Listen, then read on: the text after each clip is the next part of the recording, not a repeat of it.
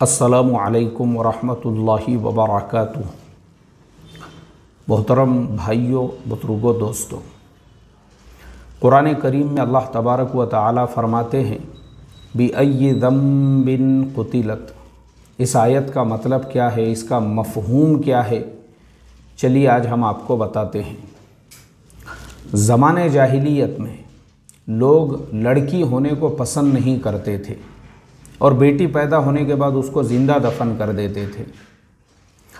आज का हमारा जो ज़माना है, हम तो अपने आप को बहुत तरक्की याफ्ता समझते हैं, मॉडर्न समझते हैं।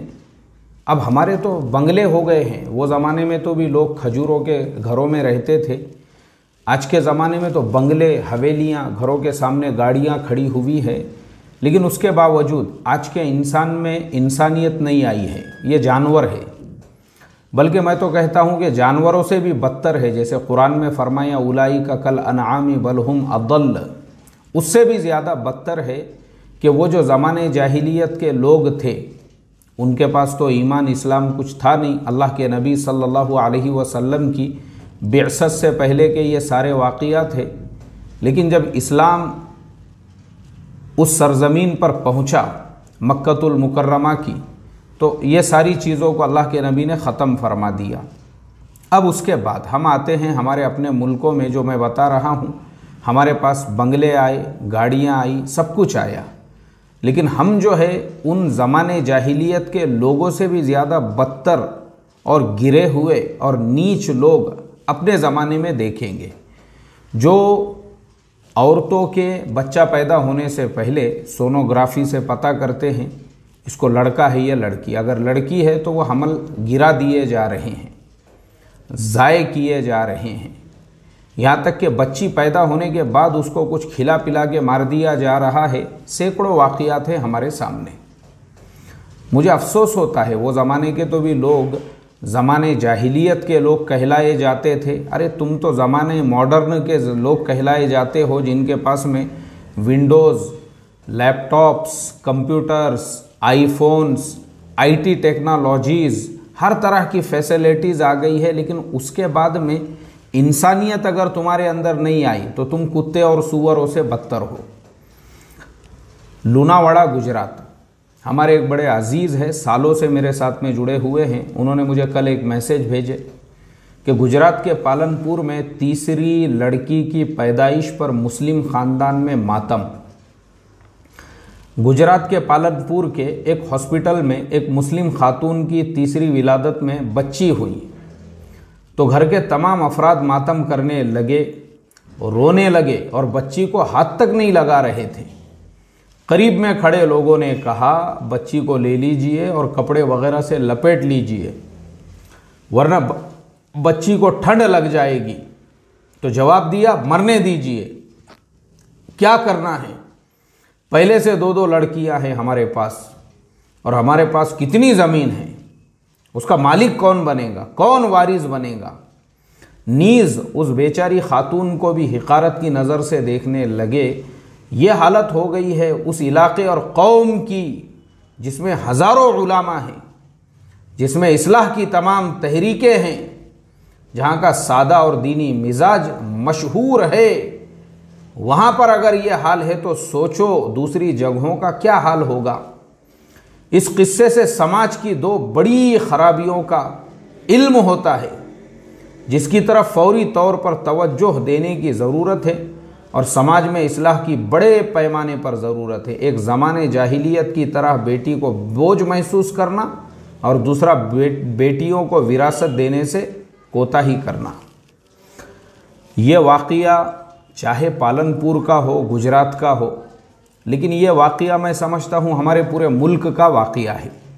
ये हालत आपको हमारे पूरे मुल्क में मिलेंगी। मैं तो कहता हूँ कि सिर्फ भारत में नहीं, बल्कि पड़ोस में अगर पाकिस्तान में भी आप जाकर देखेंगे यही हालत आपको वहाँ पर भी मिलेंगी।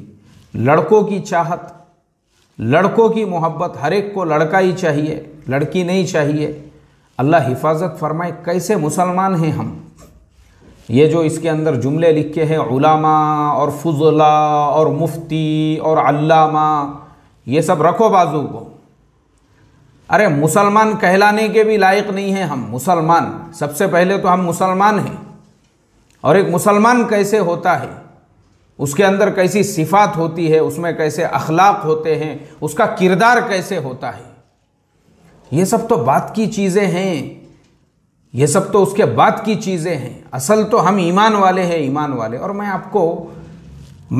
आपको प्रैक्टिकल ग्राउंड लेवल पे बताऊंगा कि इंडिया पाकिस्तान में ये बुरा हाल क्यों है लड़कियों के मुआमले में, और अरब मुल्कों के अंदर लड़कियों से इतनी मोहब्बत क्यों है कि वो अपनी बेटियों को अपने दिल, जिगर, गुर्दे से भी ज़्यादा चाहते हैं। उसकी एक ज़िंदा मिसाल मैं आपको देता हूँ।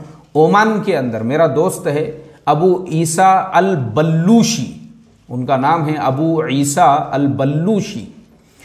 उसकी बेटी के आँख में कुछ प्रॉब्लम हो गया था, जिसकी वजह से उसने खाली वो प्रॉब्लम की वजह से 3 मरतबा इंडिया, 4 मरतबा मलेशिया, और उसके बाद में जब उसको नहीं इत्मीनान हुआ तो आखिर को वो जर्मनी गया, और वहाँ पे उसने 7 करोड़ रुपये उसने अपने बेटी के ट्रीटमेंट पे खर्चा किया, 7 करोड़ रुपये। और उसके बाद मेरी उसकी बातचीत हुई तो मैंने उससे कहा भी, मैंने कहा अखिल अजीज़ अबू ईसा अल बल्लूशी अंत सर्रफ्त फुलूस कसीर जिद्दन, इतना पैसा खर्चा किया अपने बेटी के लिए। तो उसने मेरे से कहा शेख अबुल हसन बिनती बिनती वल्लाही बिनती। अरे मेरी बेटी है भाई, बेटी के मुकाबले में पैसे का कोई उसकी गिनती ही नहीं है। औलाद है मेरी औलाद है। जब वो मेरी बेटी है तो मेरी बेटी के लिए 5 करोड़ 7 करोड़ क्या पैसा, फुलूस माफ़ी मुश्किला, पैसे की कोई अहमियत नहीं है उसके सामने। उसने मेरे से कहा अगर ज़रूरत पड़ती तो मैं खजूर के बाग में काम करता था, उसके लिए भी मैं तैयार था, मछली पकड़ने को निकल जाता था। बोले अगर मुझे मेरा घर बेच देना पड़ता, दुकान बेच देनी पड़ती, कारोबार सब मैं उसके ऊपर लगाने के लिए तैयार था। बिनती वल्लाही बिनती, मेरी बेटी है, क्यों नहीं करूं मैं उसके लिए। अरबों का मिजाज ऐसा होता है। और उनके निकाह कैसे होते हैं। हमारे अली भाई इलाहाबाद के रहने वाले हैं, पिछले 30-35 साल से रियाद में उनका अपना कारोबार है। तो मेरी अक्सर अली भाई से बातचीत होते रहती है। अली भाई मुझे वहाँ की कारगुजारी बता रहे थे, बोले मौलाना इस अरसे में मैंने आज तक वहाँ पे कभी किसी अरब के घर में तलाक नहीं देखा, लड़ाई झगड़े नहीं देखा। क्यों? इसलिए कि वहाँ पर जब निकाह होता है तो निकाह से पहले जो लड़की होती है उसका बाप ये डिसाइड करता है मेरी बेटी किस घर में देना है या नहीं देना है, वो घर कैसा है, वहाँ पे मेरे बेटी के लिए कार वगैरह का इंतज़ाम है या नहीं। और बोले लड़के के माँ बाप अपनी बहू आने से पहले ही अपने बेटे का घर सेपरेट कर देते हैं, इसलिए वहाँ पे ये लड़ाइयाँ, ये झगड़े, ये मुश्किल, ये परेशानियाँ, ये प्रॉब्लम्स होते ही नहीं हैं। बल्कि इतनी मोहब्बत होती है, हफ्ते में 1 मरतबा सास के घर पे बहू की दावत, बहू के घर पे सास की दावत, दूसरे भाई के घर पे ये फैमिली की दावत, मतलब ऐसा सिलसिला चलते रहता है। आपस में और ज़्यादा मोहब्बतें बढ़ती है उससे।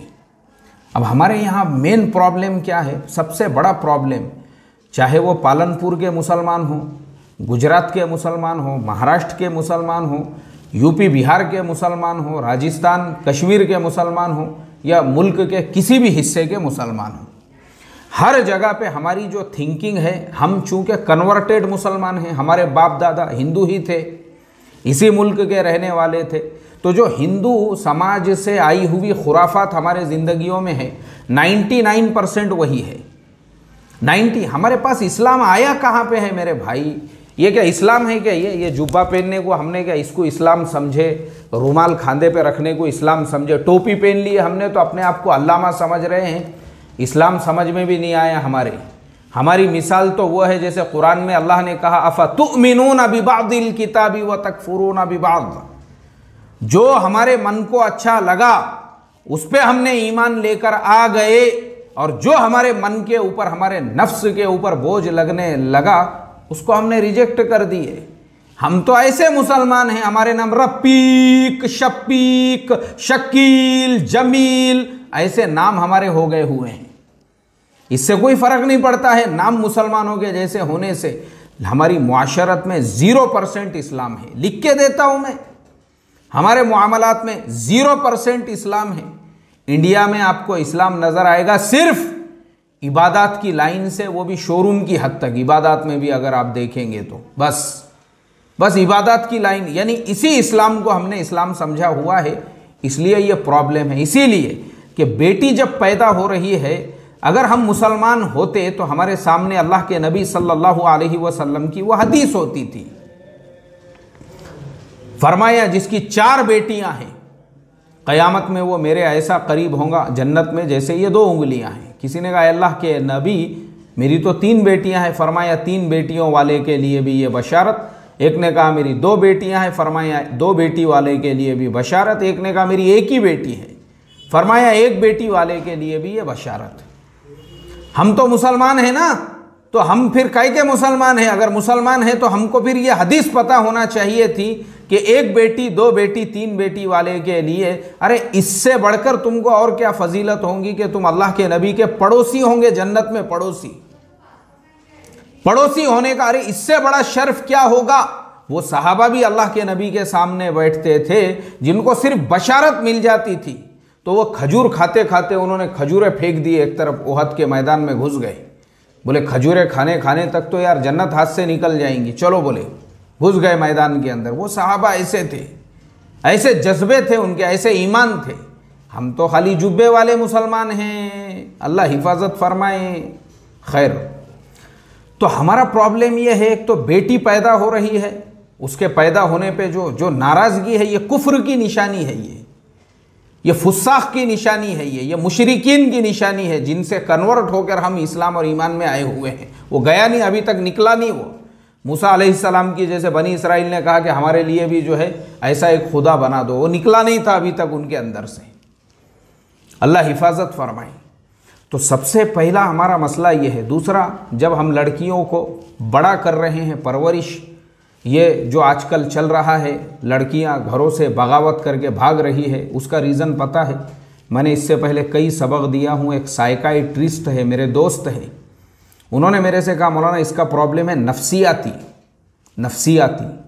साइकोलॉजी से ये प्रॉब्लम जुड़ा हुआ है कि लड़कियों के साथ जो भेदभाव घरों के अंदर होता है, लड़कों को तरजीह दी जा रही है, लड़कियों को जो है उनको रिजेक्ट किया जा रहा है, लड़कों को बढ़ावा दिया जा रहा है, लड़कियों को दबाया जा रहा है। उन लड़कियों में भी एक आधी अगर थोड़ी सी काली सांवली है, उसको ताने दिए जा रहे हैं, उसको ये किया जा रहा है, बचपन से उसको ऐसा टॉर्चर किया जा रहा है। ये मुसलमानों का समाज है। ये मैंने जैसे बताया, शेख अबू ईसा अल बल्लूशी, आँख में थोड़ा सा ऐसा कुछ आ गया था वो बच्ची के, 7 करोड़ खर्चा कर दिया उसने, कोई भेदभाव नहीं भी।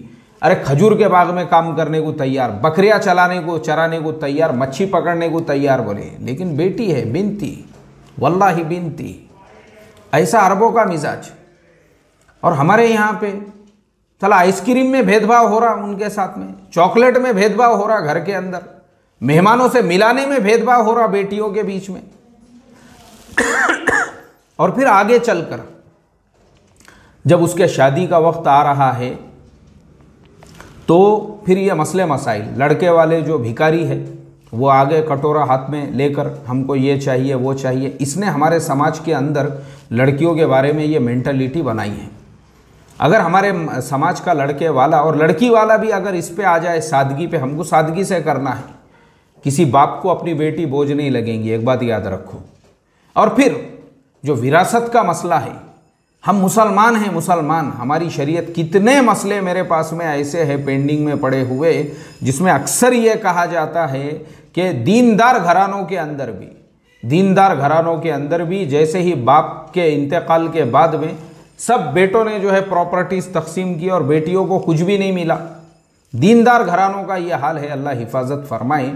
तो ये जो वाक़ियात और ये जो हादसात है ना, ये शर्मनाक दाग है हमारे चेहरों पर। इसलिए अल्लाह के वास्ते आखिर में मैं बस आपको 2 बातें यही कहूँगा। सबसे पहले तो हमारे लिए ये है कि हमारी बेटी रहमत है। जिस घर में भी बेटी आती है, मैंने शायद इससे पहले मिसाल दे के बताया था, मेरे एक रिश्तेदार, जब मैं मदरसे में पढ़ता था, बच्चा था मैं, मेरी उम्र 8-10 साल होंगी, मैं वो गांव जाता था जब, तो उनके घर से होते हुए हमको उनके घर पे आके रुक के फिर दूसरी बस पकड़ के जाना पड़ता था। तो एक इतना ही कमरा, पूरा मिट्टी का बना हुआ, पतरे ऐसे नीचे, और वो हमारे जो रिश्तेदार थे कहीं पे किसी के पास में मजदूरी करते थे कारखाने में। लेकिन उन्होंने क्या किए, बेटी एक पैदा हुई, माशाल्लाह उसको उन्होंने पूरे प्यार मोहब्बत से उसकी परवरिश, दूसरी, तीसरी, चौथी बेटियों की लाइन लग गई, लेकिन उन्होंने अपने बेटियों को बोझ नहीं समझा, अपनी आंखों का तारा समझा। अल्लाह ने एक मजदूर इंसान को वही बेटियों की बरकत से आज 4 से 5 कारखानों का मालिक बनाया हुआ है। 50 से 60 लोग उनके पास काम करने के लिए। ये मैं मेरी आंखों देखी बात आपको बता रहा हूँ। तो अल्लाह कब नवाजते हैं, अल्लाह कब रहमतों के दरवाजे खोलते हैं, अल्लाह कब बरकतों के दरवाजे खोलते हैं, जब आपकी नीयतें साफ़ होती है। और वो अल्लाह के नबी ने जो फरमाया, और जो आपको ख़ुद को 4 बेटियां थी और आपने अपनी बेटियों को मिसाल बनाया दुनिया के लिए। जब बेटियों को इंसान रहमत समझता है ना, तो वो वाकई में भी अपने साथ में रहमतें लेकर आती है। वारिस पैदा करने के लिए बेटा चाहिए। कौन सा बेटा चाहिए? वो बेटा चाहिए कि तुमको, जो मैंने उसके ऊपर अभी एक सबक दिया हूँ, जिस बेटे ने अपने बाप को, माँ को, बहन को और नानी को, चारों को भी गोली से उड़ा दिया और अभी उसकी उम्र 20 साल भी नहीं हुई, वैसा बेटा चाहिए तुमको? बताइए मुझे। तो इसके लिए बेटों की लालच में और बेटों की ख्वाहिश में इतने भी अंधे मत बन जाओ। एक से मेरी मुलाकात हुई, उसको भी ऐसी 2-3 बेटियां थे। बोले मैंने दूसरा निकाह कर लिया।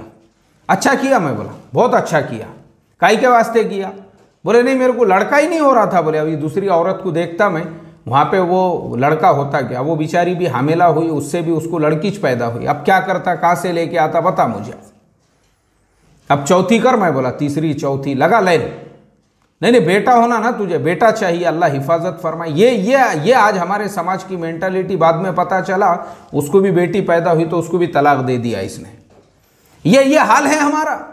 अल्लाह हिफाजत फरमाए। अंधे हो गए हुए हैं लड़कों की ख्वाहिश और तमन्नाओं के अंदर, जबकि वही लड़के जो है माँ बाप के साथ में वो सुलूक कर रहे हैं।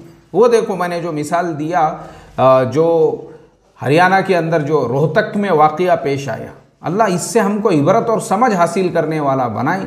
और सबसे पहले तो हमारा यकीन और ईमान अल्लाह के नबी की हदीस पे जो फरमाया, जैसे ये 2 उंगलियां जन्नत में, जो 2 उंगलियां हैं, वैसे जन्नत के अंदर जो है वो मेरा पड़ोसी रहेगा। ये यकीन हमारे दिलों में जमा दे। अस्सलामु अलैकुम वरहमतुल्लाहि वबरकातुहू।